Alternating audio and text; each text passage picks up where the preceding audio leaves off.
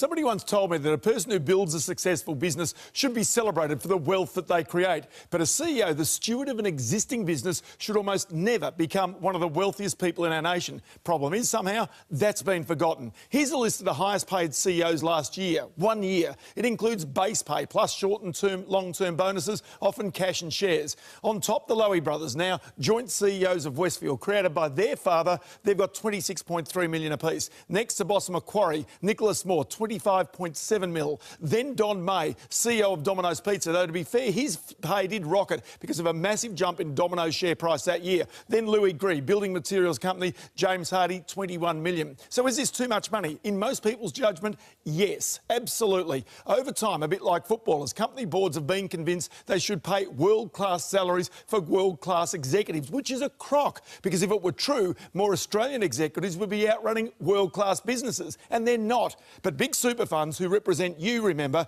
are changing the game. A survey by the Australian Council of Superannuation Investors, all the big super funds, shows CEO pay has stalled over the past decade. The average pay of the top 100 companies now 1.9 million, the same as 10 years ago. So it's not just your pay growing at record lows, it's the bosses as well. One big reason is the so-called two strikes rule, where if shareholders vote down a company's remuneration report in 2 successive years, the whole board has to resign. The classic case right now, the Commonwealth Bank. It already has 1 strike, so the board cut executive bonuses and its own pay by 20% after the recent AUSTRAC allegations. But of course, right now, that's just one of a myriad problem our biggest bank is facing. Overnight, there's been a total eclipse of the markets. Dow Jones down 87, $79.1 US cents. All the best, Sylvia.